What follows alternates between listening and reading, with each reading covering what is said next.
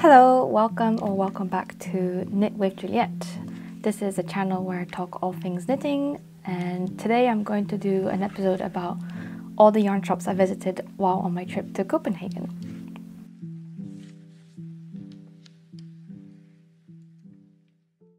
So Denmark is quite known for its knitting culture, and so when I had the opportunity to attend a conference in Copenhagen, Denmark, I was really excited about all the yarn shops that I could visit.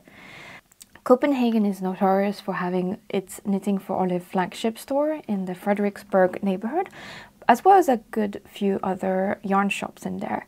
So today I wanted to do a roundup of the 5 knitting shops that I visited while on my trip, and just to give you an idea of what sort of yarns that you can expect from each shop, and as well as sharing all the acquisitions that I made while I was visiting those shops.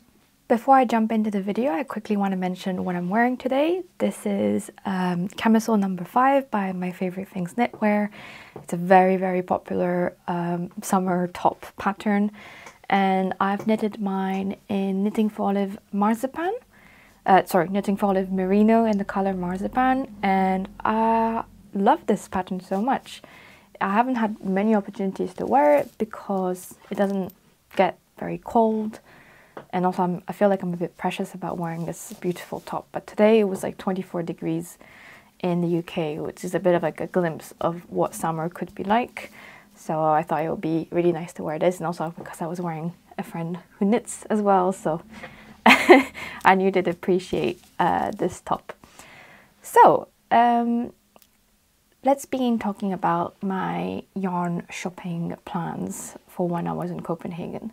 So the conference ended on the Friday noon, and I decided to go yarn shopping that Friday afternoon because something you have to bear in mind with knitting shops in Copenhagen is that on the weekends they tend to open quite late and close quite early.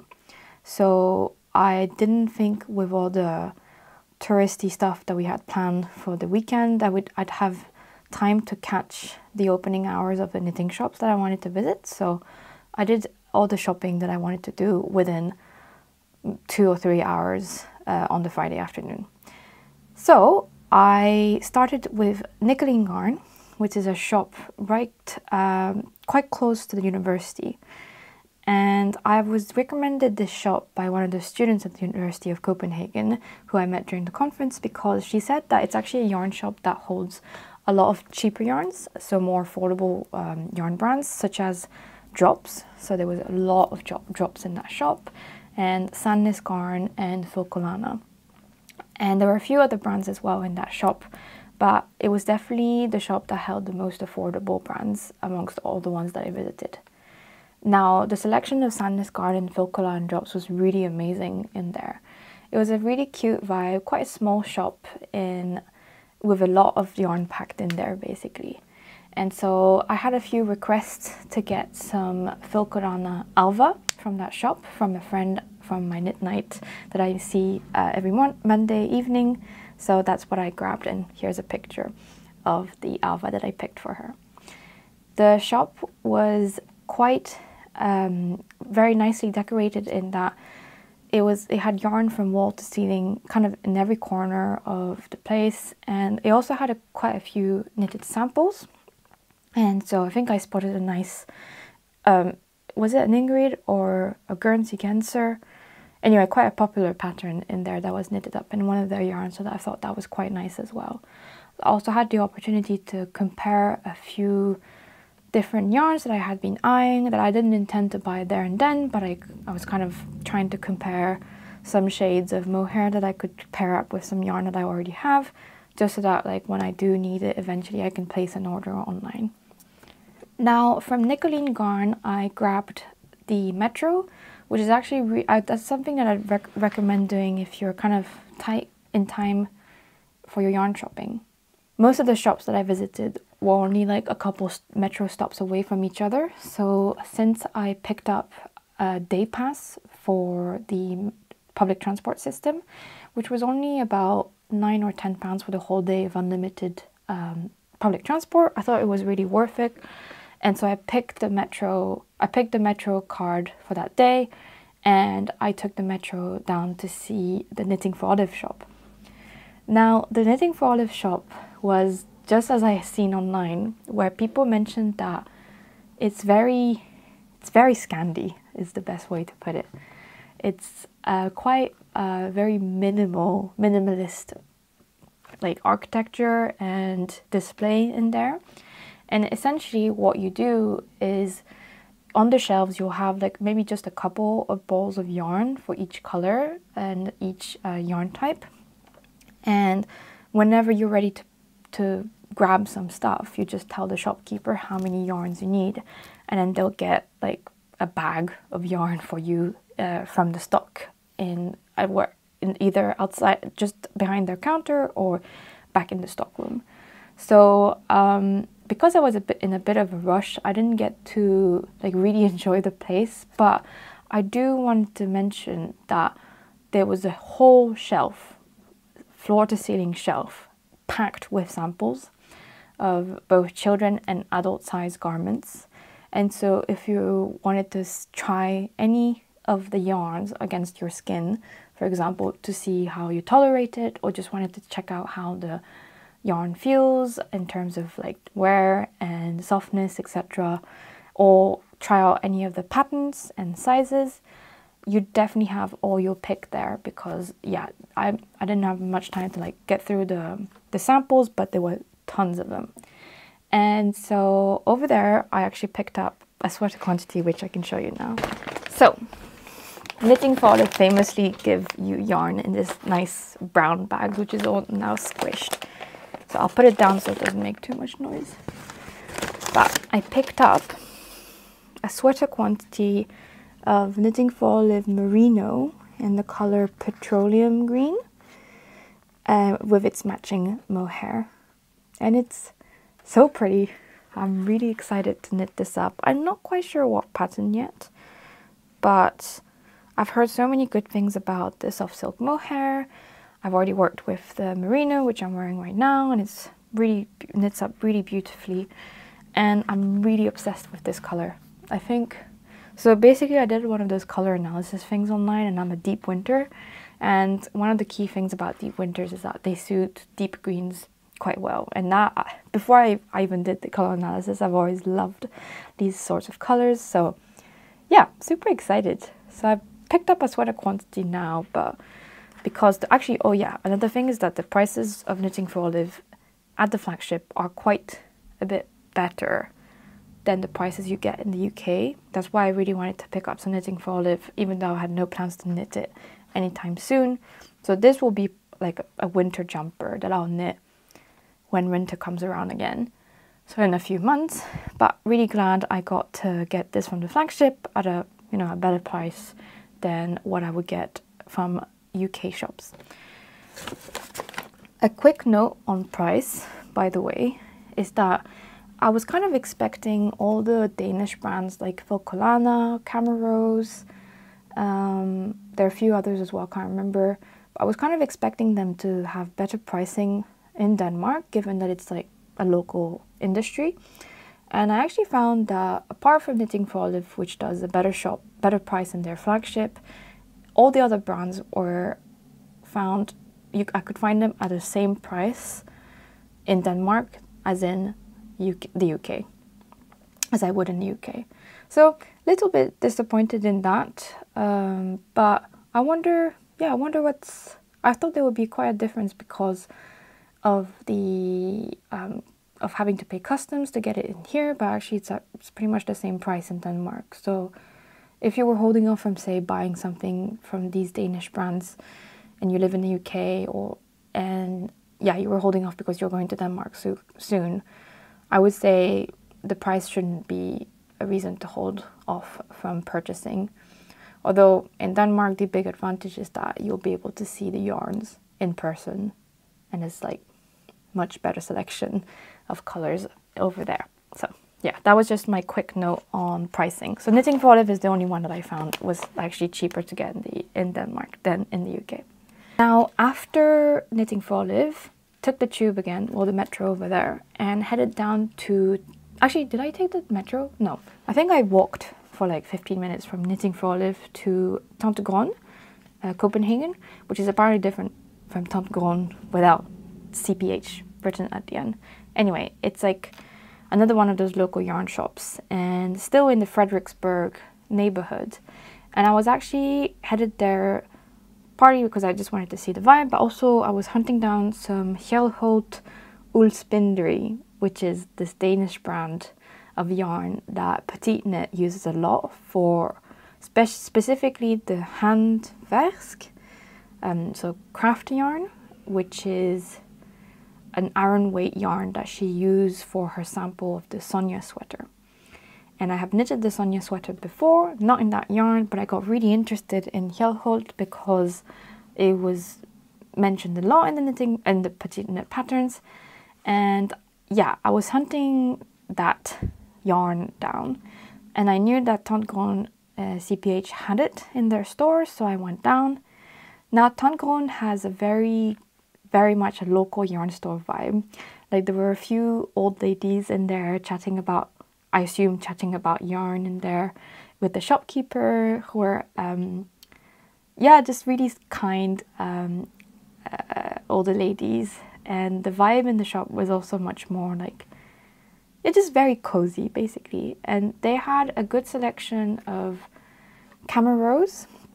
They had a whole bucket of their Midnight Soul, which is their mohair alternative, and they also had Hjelholt yarn, but they didn't have enough of the color that I wanted, so I didn't pick up anything from that shop. But they do have a few other brands. I think they have their own house brand, Eden Cottage yarn, which I think is their own brand if I'm not mistaken. And again, it was a shop that was kind of like crammed from floor to ceiling with yarn, and just a really cute vibe, really local yarn store vibe. So I also very much recommend that store as well. There isn't a store I don't recommend to be in this video, it's just a spoiler. It was just so lovely to go around all of these. And so I hopped into the metro again, and I headed down to Bruun Strik. Now, Bruun Strik was quite interesting because it was quite different from the other shops. It was quite a much more modern vibe with black walls, which actually kind of really made the different colors of the yarn stand out against the black floor-to-ceiling walls. And the shop was also quite high ceiling as well, so the shelves had ladders so you could pick up the yarns at the top of the shelves. And at some point I did have to pick up some yarn, so I had to like really embarrassingly get on the ladder to grab some yarn. So Bruun Strik had a really good selection of Isager yarn, as well as Tante Gron yarn, floor to ceiling, some Gepard, some Sisleriget, apparently that's how you pronounce it. Sisleriget was how I thought you pronounce it, but the G sounds like a Y actually. So that's a hand-dyed Danish yarn, and a few other bits and bobs from different brands as well. They also had Chaos yarn, which is another Danish brand that you don't really see in the UK market, if at all. And yeah, a really good selection of these brands. And so I picked up some yarn again as a commission from a friend who wanted me to pick up some yarn for knitting up an Oslo hand. So I picked up this really beautiful combination of cobalt blue Tante Gron Sunday and Tante Gron tin silk mohair. Now, the Bruun Strik shop was much more, there was much more room to like move around in there. It wasn't as like crammed as, they had more like real estate in the shop to be a bit more spaced out. And when I was buying the yarn, I noticed that the till worker was wearing the sweater number 29, which at the time wasn't released yet. So I was like, oh my goodness, is that sweater number 29? She was like, yes. And I was like, oh, are you a tester for here? She was, are you a tester for My Favorite Things knitwear? And she said she was, and that it was really cool. She had knitted it in, I think every tester knitted it in Isager yarn, and it looked so beautiful. She was wearing it, hers was like a taupey brown color. And yeah, I mean, I actually read up on My Favorite Things knitwear, and she's actually from that neighborhood, so it makes sense that like shopkeepers from Bruun Strik would be involved with My Favorite Things knitwear. So yeah, that was like a really cool thing to notice from the shopkeeper, and she also saw that I was wearing knitwear as well. So yeah, all very exciting. So yeah, Bruun Strik was definitely more like a more modern knitting shop in terms of its aesthetic, as opposed to Nicoline Garn and Tante Gron, who are more like your traditional local yarn shop vibe. Now, moving on from Bruun Strik, so I asked the shopkeeper if they were holding any Uldstedet yarn, and she said no, but Uldstedet, which is in very much central Copenhagen, does hold it, she told me. So, and they were still open at the time, so she said that if I headed there, I could probably find some Uldstedet. That's exactly what I did. So I took, I think, again, the metro 1 or 2 stops away to Nørreport, and Uldstedet is basically a 2-minute walk away from that central station. It's not Copenhagen Central, it's Nørreport, but Nørreport has a lot of connections with different metro lines.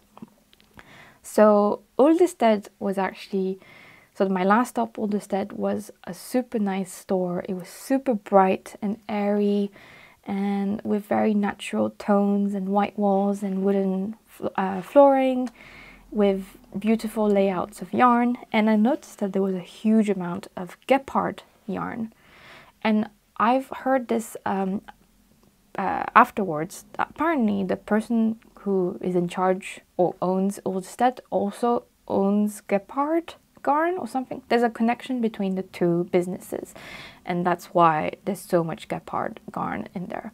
So it was definitely by far the best selection of gepard. So if that's what you're interested in purchasing, I would highly recommend going to Uldstedet.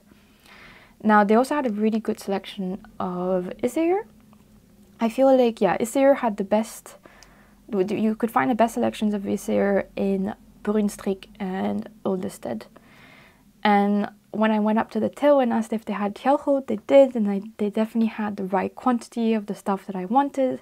So I quickly picked that up and just held on to it while I was looking around the shop. But let me show you what I got. So the shopkeeper actually put it in plastic bags that are sealed with the plastic melting stuff, which is great because, like, since I have no intention of opening this before winter comes around, my yarn is nice and safe. But I basically grabbed this Uldstedet Uldspinderi handverks yarn. So it's called the craft yarn, I think, in English, if you translate it. So it's 200 meters per 100 grams. So yeah, very much an iron weight yarn. And I picked it up in the color 30. Anyway, it's this really beautiful deep navy blue. And yeah, picked up a yarn, picked up a sweater quantity of it. So happy. So this was the one thing that I really wanted to get, because I don't have any memory of ever seeing it in UK yarn shops. So I would have had to order it from you know, Danish yarn shops and get it shipped to the UK if I really wanted this. So I'm glad that I found it while on my trip. So the shop lady was also I mean, I have to say, everyone was really lovely whenever I was chatting to them about yarn and you know, what I wanted to do and stuff. So this shop lady was really recommending this Uldstedet when I was purchasing it, because the jumper that she was wearing was actually knitted up in that yarn exactly in a different color, and she said that it held up really beautifully, and I could see that it had also had like a really nice drape and halo despite it being quite a woolly wool. And she also explained to me that this brand has been held by the same family for 4 generations, so 4 generations of wool like spinners, which is another amazing aspect of the yarn brand. So yeah, really lovely experience with chatting with the shopkeeper. So this rounds up my yarn shopping adventure in Copenhagen. So as I mentioned, I visited 5 shops in total, and I would recommend going to all of them. Every shop had very different things to offer, although I did notice that there was a recurring theme of Tante Gron in every single shop. And I was a bit surprised by that because it's a Norwegian yarn, so I thought that maybe Folklana would be more present, but it wasn't necessarily there in every shop. I mean, this is talking about any shop that wasn't knitting for olive, because obviously over there you can only find knitting for olive. But yeah, any non-knitting for olive shop had a lot of Tante Gron. And yeah, it was really amazing going around those shops in Denmark, in Copenhagen, and also like it was such a lovely experience walking around Copenhagen and seeing so many people wearing knitwear. And I was told that that would be a thing because knitting is such a culture over there, and it's true. You keep seeing people in the street with like a little Sophie scarf or any other. A lot of petite knit patterns, because I think she's from Copenhagen, so she's very popular, as well as my favorite things, knitwear. So yeah, I had such a lovely time, and I hope you took away some useful information out of this video. And yeah, if you're planning a trip to Copenhagen, make sure to check those stores out and let me know what you ended up purchasing. Thank you very much for watching, and see you next time.